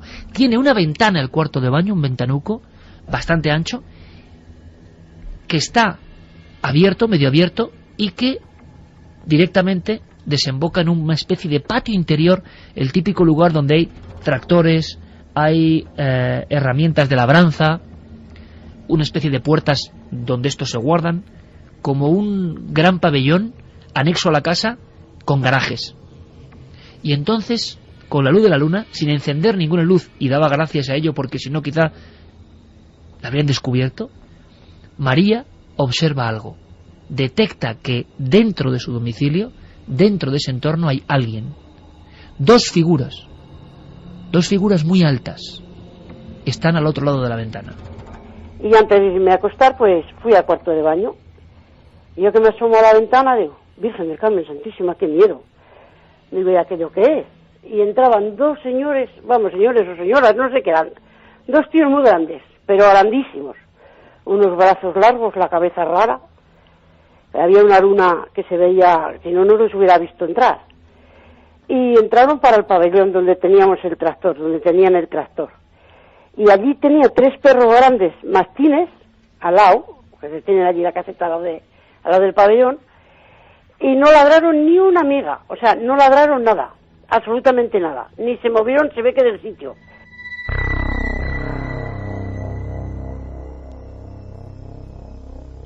Intentemos imaginar a María Palacios mirando por la ventana, la luna ilumina la escena, no hay ni un solo ruido. A María le llama la atención que a pesar de que esos individuos parecen caminar y pasar muy lentamente frente a su campo de visión, no doblan las piernas exactamente, parecen deslizarse. Y no hay ni un solo ruido ni de las pisadas. Y no hay ni un solo ruido ni de los perros, que tendrían que estar evidentemente fieros y casi atacando al intruso que se ha metido dentro de la casa. Muy altos, tan altos que parece que casi con su cabeza tocan en el umbral de entrada. Eso da un cálculo, según me comentaba Roberto Palencia, de unos 3 metros de alto, paralelos uno al otro. Un absurdo completo, total. Cuando le pregunto a María, en un diálogo que hemos tenido, por la forma de la cabeza, habéis escuchado una cabeza rara. Ella me dice que lo que más se parece es una bombilla a esa forma. Pero hay más. Escuchamos. Si era el pabellón alto y llegaban arriba, que no se tenían que agachar para entrar. Dos, pero igual de altas las dos. Muy de cinturita fina y largos los brazos, las patas larguísimas. Y para entrar al pabellón bien poco se tuvieron que agachar, niño, porque yo los vi entrar y yo dije, Virgen del Carmen, que tíos más altos. Así me quedé. Me asusté toda, me metí corriendo para adentro y yo dije, quita, no me hace que vayan a venir aquí. Y me pegué un susto de muerte. No nos extraña que la expresión sea susto de muerte. Un susto que le acompañó durante días. aquellos individuos de extraña cabeza, sin facciones, con el cráneo más o menos abombado, en paralelo, los brazos largos, no llega a ver los pies, pasan delante de la ventana y se adentran en una zona y nadie sabe ni qué hicieron ni por dónde entraron. Por cierto que al día siguiente no había cerradura forzada, las puertas seguían cerradas y hubo una situación incluso de pánico. De nuevo, Manuel Álvarez tuvo que ayudar a verificar toda esa zona. Pero María da algunos detalles más de ese terror absoluto. Subió corriendo, se embozó en las sábanas y en las mantas y aún no había conciliado el sueño. No era una visión hipnagógica, eran dos, y le llamó tanto la atención eso como el silencio de los perros. Y me marché rápidamente, que yo me estuve asomada a la ventana pero sin abrirla, a oscuras, para mejor verles, porque es que había una luna en la calle que se veía estupendamente. Es que tampoco los vi de dónde vinieron, pues si me hubiera asomado un poco antes los habría visto de dónde venían, pero solo ya los vi a la puerta del pabellón, a la puerta de donde tenían el tractor. Pues yo me pensé, pues ¿y estos de dónde han venido? Porque al venir ellos de allí, igual arriba donde salió el del día antes, igual había por allí algún otro parado allí en la ermita, y vinieron de allí. Yo de dónde venían no lo sé porque no los vi, solo les vi a la puerta del garaje ya. Y yo dije, Virgen del Carmen, que dos tíos más grandes, ¿de dónde habrán venido esos? Y me quedé así, que le digo que me entré unos escalofríos de una carne gallina que...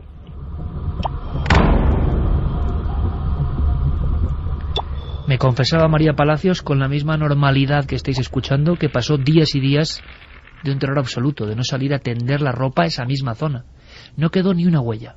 Era un suelo de cemento, no quedaban marcas, nadie había robado nada, no se habían llevado nada, pero hay un detalle interesante. El miedo de María es tal que Manuel Álvarez acude por la mañana, ve a su familiar presa del pánico, contándole la increíble historia de esas dos figuras que al día siguiente del objeto han entrado, caminando en paralelo, y entonces Manuel se da cuenta de algo asombroso. Y es que, si bien no se había escuchado un solo ladrido de los perros esa noche de autos, él vive en otra casa cercana, al entrar, el estado de nerviosismo y agresividad de los perros era absoluta. Prácticamente le atacaron a él, acostumbrados a su presencia, pero los perros estaban completamente desbordados, nerviosos, con el pelo erizado.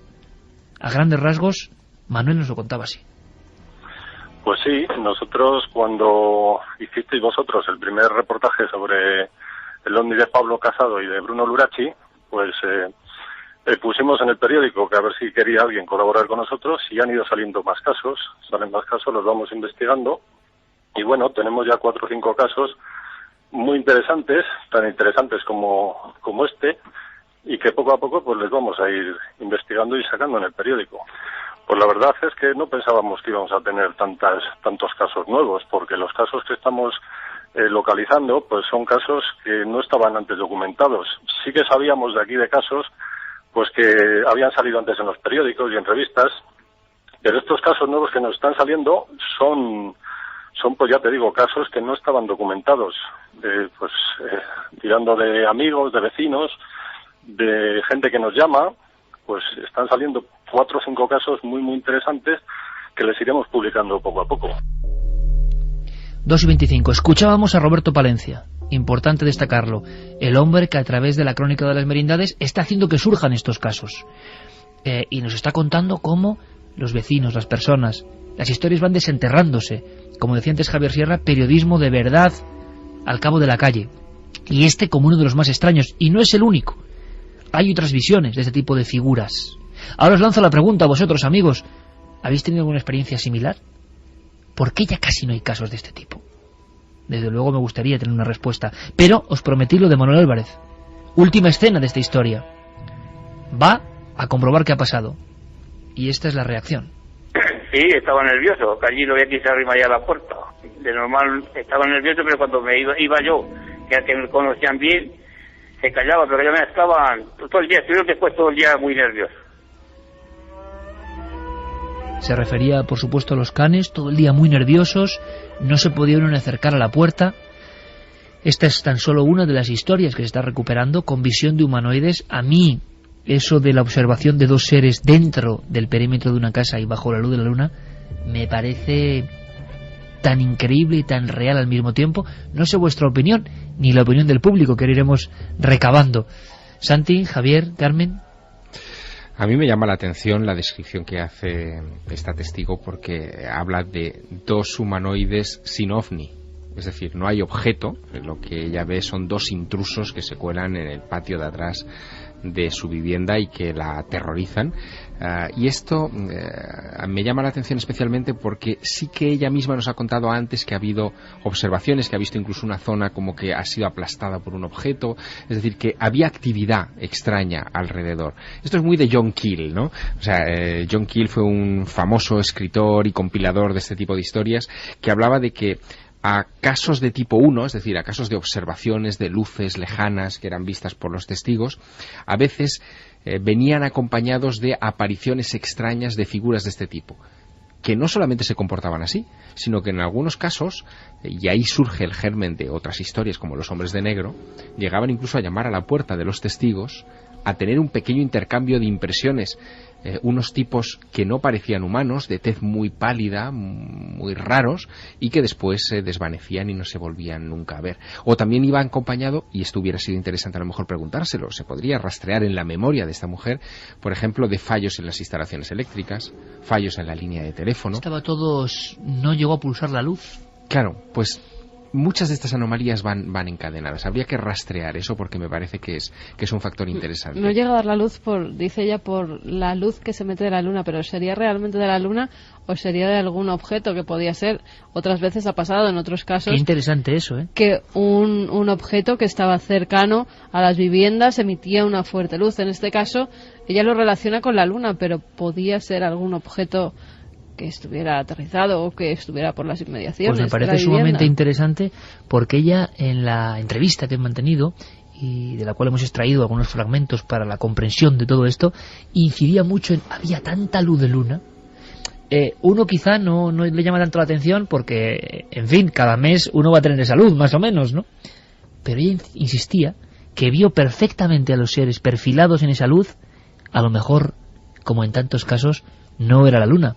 El aterrizaje supuesto del objeto había ocurrido pues apenas unos centenares de metros, y la buena mujer decía, igual se ha quedado alguien por ahí, pero en ningún momento habla de extraterrestres, en ningún momento habla de aparecidos. Habla de dos tíos, como dice ella, altísimos, o mujeres o hombres, no sabe, y varias veces me dijo la palabra horribles. Sin verles la cara, la expresión que a ella le llega es de horrible. ¿Pudisteis determinar la fecha más o menos o el año? Estamos hablando de 1992-93. Habla también de una cintura estrecha, podía ser un cinturón que llevara sido... porque no dice nada de las piernas, dice simplemente los brazos muy largos, y las piernas también. Las piernas muy largas, pero también, no ve pies y como deslizándose. Como y sobre todo, claro, que una mujer de las inmediaciones de un pueblo de una aldea de Medina de Pomar te cuente esto y te describa la cabeza como una forma de bombilla, es un... Si cogemos... Podría ser un casco también. Claro, si cogemos perfectamente croquis de... Yo estoy viendo ahora mismo, y quizá amigos de la ufología lo estén viendo, el humanoide que dibujan, el ser que dibujan los 5 chicos de la playa de Conil, cuando ven que aparece una figura negra, con la cabeza bombada como una bombilla, los brazos largos y que está como emergiendo casi del mar. Casos célebres que hemos recogido aquí, en Vegas de Coria, en tantos sitios, caminando en paralelo. Y me estoy acordando, Javier, tú quizá lo recuerdes perfectamente y mejor que yo, un caso ocurrido en el Burgo de Ebro, en Zaragoza, en las inmediaciones de Zaragoza, donde el señor Cabero, un agricultor, va en una mobilette y entonces a la vera del camino, en pleno día, en una zona bastante solitaria a pesar de la proximidad a Zaragoza, se encuentra 2 figuras en el lateral de la carretera. Le llaman mucho la atención, le dan como miedo, van en paralelo, son muy altas, tienen la cabeza bombada, y cuando él llega a su corral, interesante detalle, dice que escucha una gran algarabía de los animales. Y la escena que Cabero contó a JJ Benítez en su día es que él, es otra de esas escenas, ¿no? Se agacha y mira por la cerradura o la rendija de la puerta, y entonces ve a los 2 mismos tipos que tenían que estar muy atrás en el camino, pero dentro, si es que eran los mismos, de los corrales, y como observando a las bestias. Interesante la aproximación de estos vamos a llamarlos provisionalmente humanoides, ¿no? A núcleos urbanizados, porque la mayoría de los casos, por ejemplo, en la famosa oleada o año de los humanoides de 1973, los avistamientos, en fin, las descripciones que hacen los testigos de multitud de este tipo de apariciones, sobre todo en Francia, pero también en otros países europeos, los describen en descampados o en lugares alejados de núcleos poblados. Sin embargo, hay una serie de casos, también de los 70, muy raros, en los que humanoides, generalmente en pareja, entran incluso en poblaciones. Yo estoy recordando ahora un caso en Salillas, Huesca, donde dos de estas figuras, enfundadas en una especie de monos plateados muy ajustados, entran dentro del pueblo, a la plaza del pueblo, tocan incluso una roca de la que dicen luego los vecinos que emanará agua durante un tiempo, y vuelven a desaparecer tan misteriosamente como han irrumpido en el propio núcleo de la población. Esto es extraño.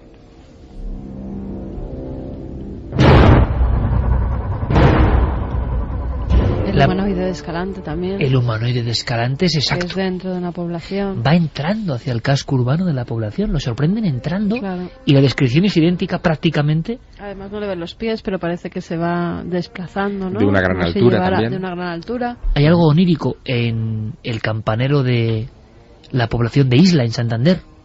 Cuando sube arriba del campanario, observa dentro del campanario a una de estas figuras, y la descripción es como un croquis. La gran pregunta que yo lanzo, ya lo escuchamos, vuestros mensajes, las vías de contacto están claras, amigos. Le preguntaba a Santi, tú que estás permanentemente en conexión con listas de datos, información internacional, una pregunta es, ¿por qué ya no ocurren estos casos? O no tenemos noticia de que ocurran tantos casos. Quizá ahora la iniciativa de Crónica de Merindades, este periódico magnífico de la provincia de Burgos, motive. Hay algo soterrado. La gente ve cosas, pero no se cuenta, no llega. ¿Se han dejado de ver estos encuentros, como diría Spielberg, en la tercera fase? Pues personalmente yo creo que no. Hay una página web que es UFO-Info, que es un repositorio enorme. Ellos solamente se dedican a compilar, no investigan, sino que cogen de revistas, de boletines, de grupos de investigación, de periódicos, etcétera, etcétera, y compilan todo la casuística que encuentran a nivel mundial. Cada año hacen un informe. El de 2009 lo tenemos, el de 2010 todavía no está disponible porque está en proceso de elaboración, de tabulación de todos esos datos del año pasado. Y cuando me hiciste esa pregunta me fui rápidamente, y lo que descubrí es que de casos implicados con humanoides salían a nivel mundial 127. Te he escogido 3 muy resumidos a modo de... Yo arqueo las cejas como casi ni creyéndolo. A modo de botón de muestra. 9 de enero, extraído de la prensa local de Arizona. La oficina de los Rangers de Arizona de la Reserva de los Navajos reciben una denuncia de una pareja y de su hija adolescente que dicen que un objeto que no era ni un helicóptero ni un avión había aterrizado frente a su casa. Se habían bajado unos ocupantes y con lo que parecían linternas o proyectores habían estado buscando por todos los alrededores, incluida la fachada de la casa, y que a los 10 minutos aquellos seres a los que no pueden describir porque solamente veían las luces que portaban, se subieron a su vehículo y el vehículo despegó. 21 de febrero, cogida de la mítica Flying Saucer Review. Una señora británica... Hablamos del 2009, Santiago. Hablamos del 2009 siempre. Una señora británica de 52 años está paseando a su perro por un suburbio de Londres cuando percibe un fuerte olor a azufre. Elementos como siempre un poco surrealistas. Pero un clásico, Santi, un clásico, el olor a azufre en muchos de los casos de encuentros cercanos, por ejemplo en España. Pues percibe ese fuerte olor a azufre y automáticamente al poco tiempo su perro se empieza a inquietar, tira de ella y descubre a un ser del tamaño de un niño que sale corriendo. Ella le ve la espalda y que unos metros más allá se introduce en algo que describe como un cilindro metálico del tamaño de una cabina telefónica. El ser es mucho más pequeño, que automáticamente se cierra detrás de él y sale disparado hacia el cielo. 11 de marzo de 2009, recogido por el MUFON, por un Mutual UFO Network. Este sucede en Nueva Zelanda, en Oamaru. Un vehículo que de forma ovoide, que los señores australianos describen como un coche compacto de estos modernos, se ve flotando por encima de unas colinas por parte de varios testigos que comprueban cómo el coche compacto en cuestión desciende y de él se baja, en este caso no un humanoide, sino algo que tiene aspecto completamente humano y que le llama la atención porque va vestido con corbata. Y sale corriendo, se interna en la espesura y ahí se le pierde. Estos son solo 3 pequeños ejemplos de esos 127 casos que he recogido.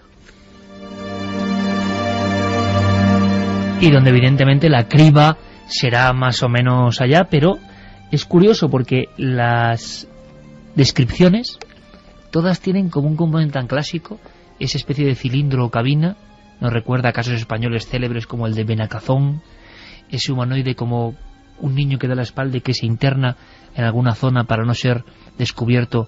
Hay casos como el de Punta Carnero en Cádiz idénticos, e incluso casos antiquísimos de un individuo extraño que se pierde en el bosque. ¿Qué hay de verdad y qué no?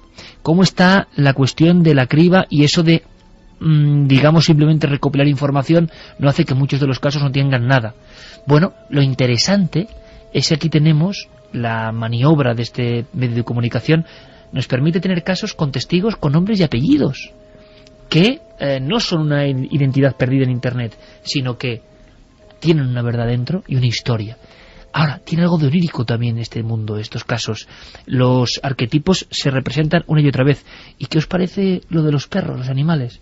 Es muy curioso porque son gente del campo, les extrañan estos códigos, silencio absoluto, y cuando ha pasado el fenómeno, agresividad total, completa, hacia incluso las personas que ellos conocen. Temor de los perros, y después para superar ese temor, agresividad. Es el comportamiento normal de los perros cuando tienen mucho miedo a algo.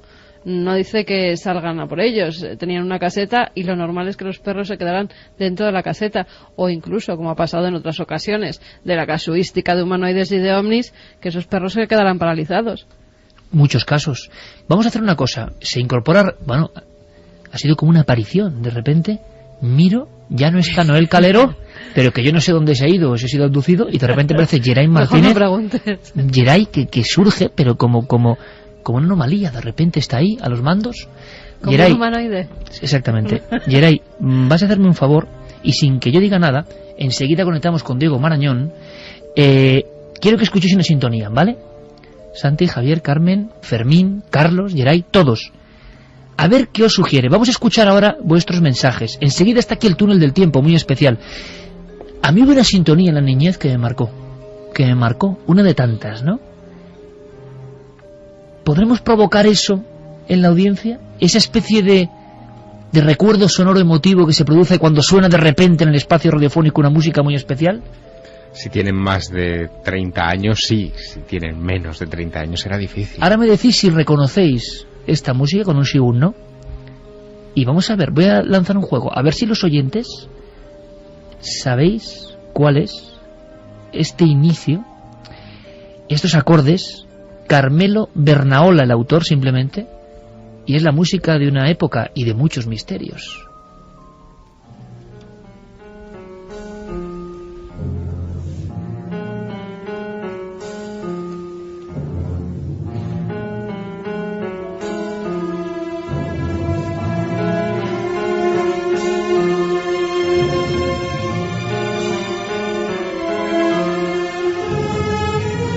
Toda una época. Santi, ¿sí o no? Claro. Javier. Por supuesto. ¿Y Carmen? Yo entre la bruma. No mucho, la verdad que... No. Claro, tú eres un poco más joven que nosotros. Pero nosotros perfectamente. ¿Y vosotros, amigos? Al otro lado, todo un tiempo, una crónica en la televisión. Vamos, carne de gallina en ese aspecto nostálgico musical. Mensajes. Vamos con mensajes, repetimos las vías de contacto para ver si recuerdan esta música tan... Se ha quedado en la mente de muchos como vosotros, os estoy viendo a los tres. Sí. Bueno, 27699, palabra clave milenio, espacio, vuestros mensajes, milenio3 con número, @cadenaser.com y www.cadenaser.com. Nos decía Germán desde Las Palmas, tuve una experiencia en los 80 con un objeto que se movía de manera circular, un fin de semana tanto de noche como de día. Rosario desde Granada, a veces pienso que somos nosotros los que asustamos a esos visitantes o bien nuestro planeta no es muy acogedor. Carlos María nos decía, a mí lo que más me impresionó fue el aterrador silencio de aquella mañana de verano, después de haber visto algo muy raro en aquel monte la noche anterior. Ni un insecto se movía. Muchas personas inciden en esto, el silencio absoluto antes, durante o después del caso. Vanessa desde Las Palmas nos decía que su madre la contó en una ocasión que la oleada ovni de los 80 en Gran Canaria, una gran nave salió del mar y se situó muy cerca de ella, tanto que llegó a ver cómo desde sus pequeñas ventanas salía una fuerte luz. Hablando de gran nave, Santi, ¿se ha sabido algo más en el asunto de las muertes de animales masivas? Comentabais que se había detectado una gran superficie, algo, un movimiento, nadie sabe el qué, en Arkansas, ¿no? 2 semanas después, ¿sabemos algo? Nada, se sabe eso, que ese radar de Little Rock, lo que sabíamos, lo había detectado, pero nada más. Vamos desde Valencia, nos decían, cerca de Ochate también se vio una pareja de seres enormes y de cabeza extraña, según el libro de Iker. Sí, es verdad, entre tantos y tantos casos, ¿sí, señor? Una vez más, esa tierra mágica que es Burgos nos deja otra historia fascinante sobre ufología. Por cierto, hace unas horas hemos dado una vuelta y ahí se nos ha cortado el mensaje. Bueno, pues que nos diga dónde, que nos hemos quedado con las ganas. Luis Manuel nos dice, buenas noches a todos, nave del misterio. Yo me pregunto que por qué van a venir estas personas, qué ganan ellos con no decir la verdad. Un gran abrazo y querido equipo. Marcela desde Linares, Jaén. Vamos, me asomo yo por la ventana y veo eso y todavía estoy corriendo. Eso o me quedo petrificada sin poder mover ni una pestaña. Hay muchos casos de personas que en su domicilio, por la ventana, se encuentran con algo tan horrible, ¿no? Es que definía María Palacios como horrible, me lo ha dicho varias veces, la sensación. El caso de Santander, Puente San Miguel, unos mineros, y de pronto se despierta uno de ellos y ve una cara de un ser muy alto por llegar hasta la ventana mirándole. Apariciones de la ventana las encontramos incluso en los libros de historia. Yo ahora mismo me viene a la cabeza una historia que cuenta en un escrito John Dee, el famoso mago de Isabel I de Inglaterra, que dice que una noche de 1588, si no recuerdo mal, él ve una especie de figura luminosa como un ángel de tamaño humano que le hace señales, le golpea en la ventana e incluso le da un objeto y después se desvanece. O sea, hay muchas historias a través de la ventana que un día podríamos contar. Oye, qué bonito título para un programa, A través de la ventana, para recordar historias de estas. Me estoy acordando ahora, somos terribles, pero me estoy acordando de cómo algunos de estos casos de apariciones en la ventana han motivado carreras ufológicas en niños. Me estoy refiriendo, por ejemplo, a un buen amigo, el investigador extremeño, quizá esté escuchándonos, Saturnino Mendoza, de Badajoz. Cuando tenía 6 o 7 años, en las inmediaciones de Mérida, él me contaba cómo en una casa, en su vivienda, con un ventanuco muy pequeño, de repente ve la cara de una especie de individuo, y estaba a cierta altura, como flotando, mucho antes de saber, quizá 20 años antes de saber lo que eran los ómnibus humanoides, y cuando en uno de esos viejos libros de Antonio Rivera, siendo ya un hombre, un joven, descubre un croquis que se da por los pelos de punta, ese croquis de un caso de los años 40, el humanoide de Johannes, puede ser, que es una especie de figura con la cabeza como una bombilla, almendrada y con 2 ojos terribles, y la boca como hacia abajo, en un gesto hosco. Y viaja, pues es lo que ve. Claro, y viaja, si quieres, a otra noche de los 50, en Kentucky, en el Kentucky profundo, donde una familia, la familia Kelly, se ve asediada por un pequeño grupo de figuras indescriptibles, de grandes orejas, cuerpo enjuto, pequeño, muy delgados, grandes ojos, unos ojos extraordinariamente salidos del rostro casi, con la que los emprenden a tiros. Es decir, la familia Kelly, en ese pueblecito llamado Hopkinsville, la emprenden a tiros durante varias horas. Noche de terror. Exacto, contra todas esas figuras. Otro de esos casos que contaba Antonio Rivera en sus libros y que a mí me siguen poniendo todavía los pelos de punta, sobre todo después de haber ido a firmar libros a Kentucky, a Lexington, y haberme encontrado con gente que recordaba todavía hoy, medio siglo más tarde, esa historia. A través de la ventana.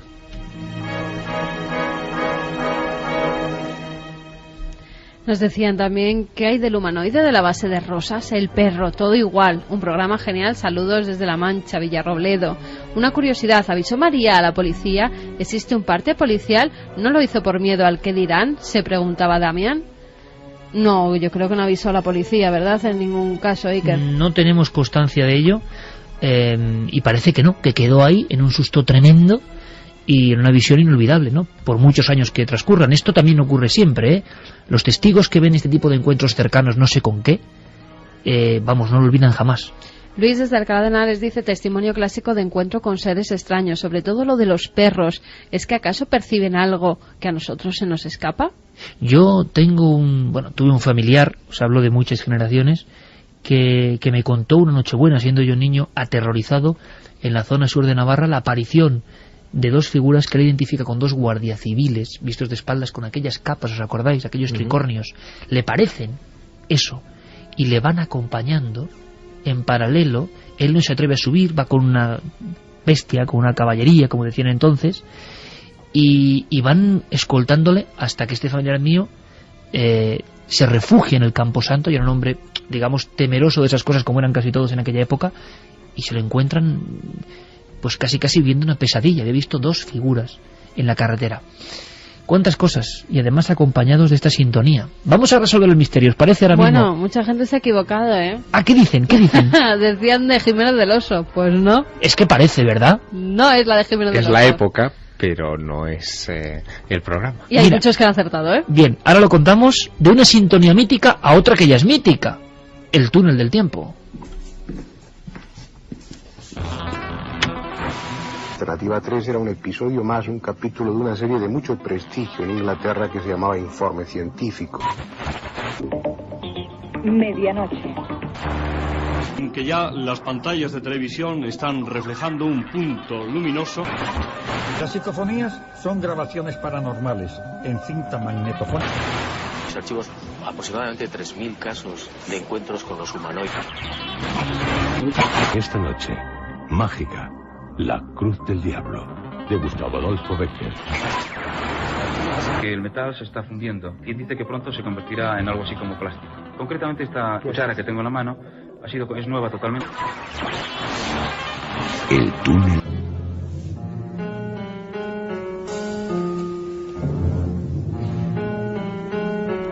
Dos y 49, extraño bucle en la historia. Con esta sintonía, millones, y digo millones de personas, asistían a un programa inolvidable que cambió el tiempo de la televisión y en muchas ocasiones fue además debate, palestra, foro de auténticos misterios.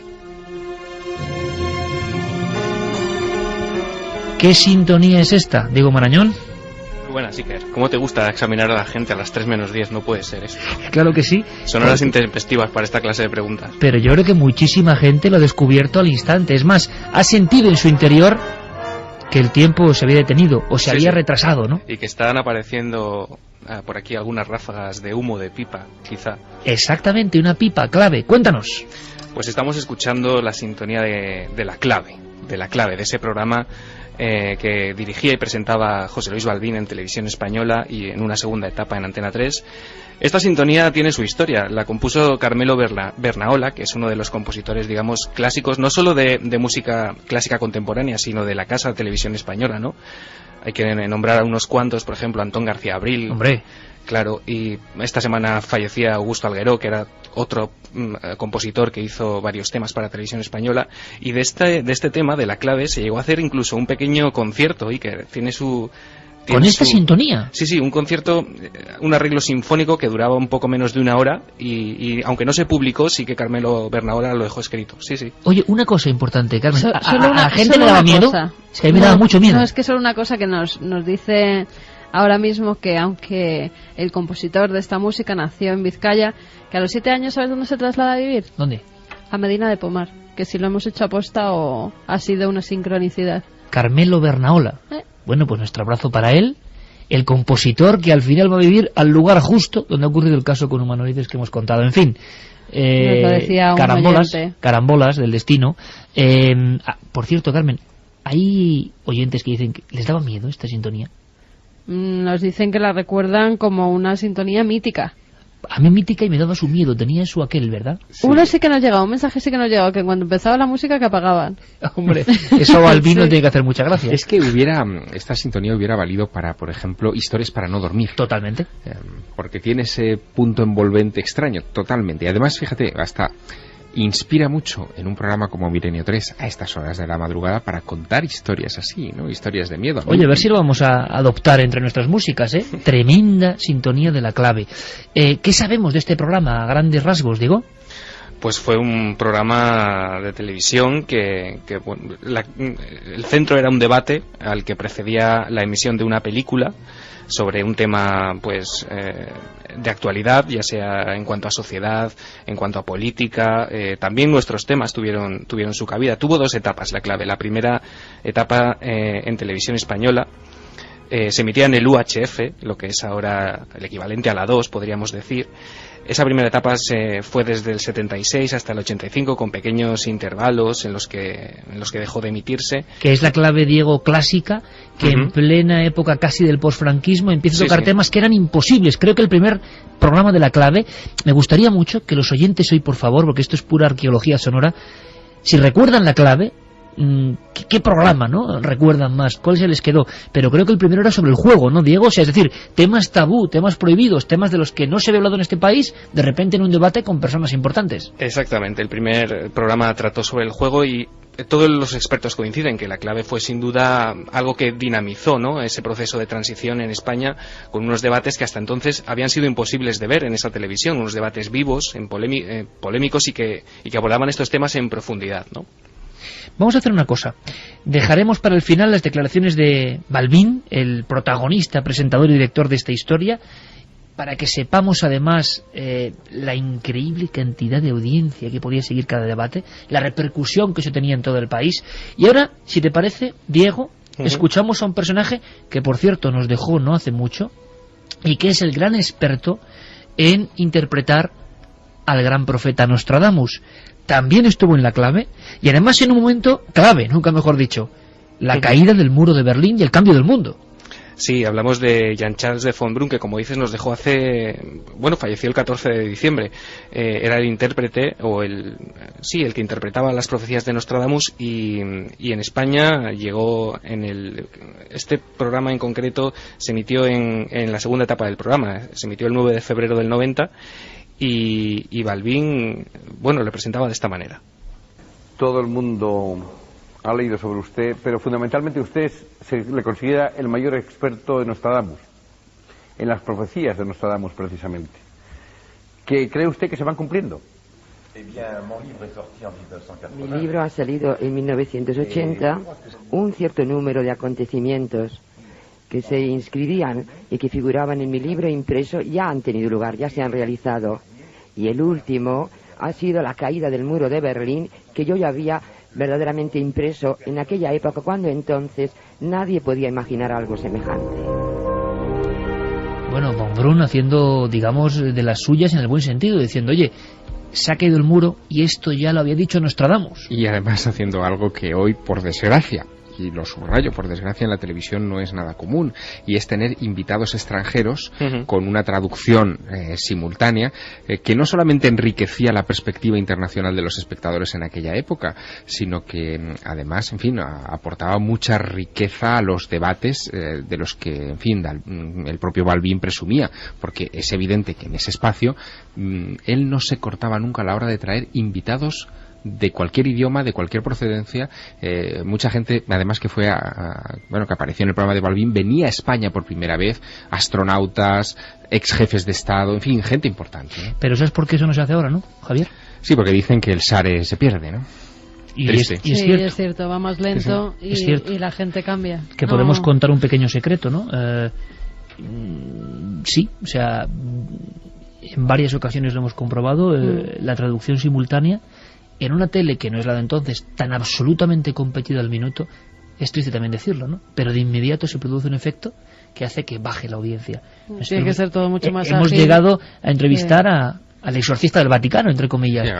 Y el resultado, por la traducción simultánea, tampoco fue en audiencia, ni mucho menos lo que podía haber sido. Y en varios experimentos nos hemos dado cuenta. Es alucinante. Y quizá tenga que ver con el sistema de recepción de las personas acostumbradas hoy, no hace 30 años, a un ritmo rapidísimo de consumo de información. En aquella época no ocurría.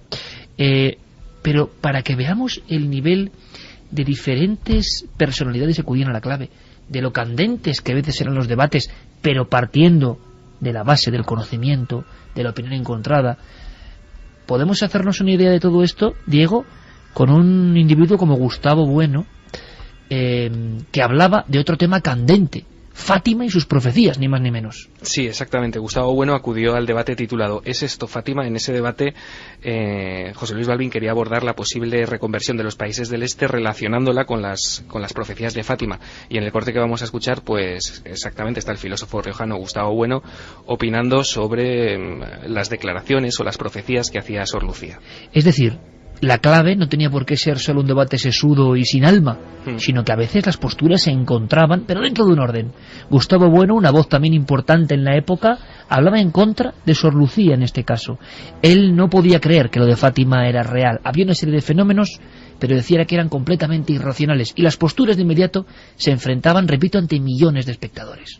Es una señora, la Lucía, sumamente inteligente, dotada de una capacidad de realizar sus propias profecías. ¿Qué tiene que ver entonces? ¿Qué tiene que ver? Yo creo que es un grado peligrosísimo que en una situación pública como esta se esté siquiera planteando la posibilidad, o poniéndola al mismo nivel, la posibilidad de que los acontecimientos del este tengan que ver con la profecía de Fátima. Creo que es simplemente el tipo de esta conexión, es tal delirio desde el punto de vista que a mí me parece muy bien que ustedes lo crean en ello, que creáis en ello, perfectamente, pero que no tengan la insolencia de llamar esto racional o simplemente razonable. Esto es absolutamente disparatado, es un puro delirio. 2:58, un ejemplo de que a veces los frentes estaban ahí. Hubo muchos programas de misterio, ¿verdad? Ahora seguiremos, Diego, pero hubo muchos programas con el tema del misterio. ¿Qué tipo de temas llegaron hasta la cúspide de la clave, por ejemplo?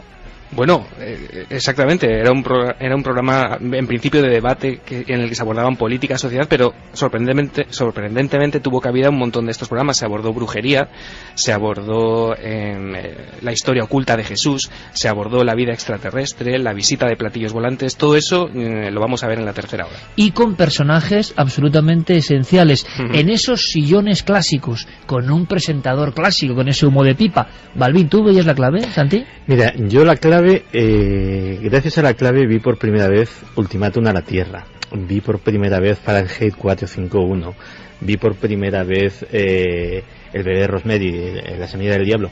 Por cierto, no me resisto a dar envidia a los oyentes, el colgante que llevaba Mia Farrow hace muy pocos días lo tuve en mis manos, ese mismo. Bueno, nos cuentas, el otro lado de la clave, las películas también eran importantes. ¿Sabéis quién era el asesor de cine? Era Carlos Pumares. El que decía qué película encajaba con el debate. Vaya dato. Continuamos a la vuelta después de las noticias.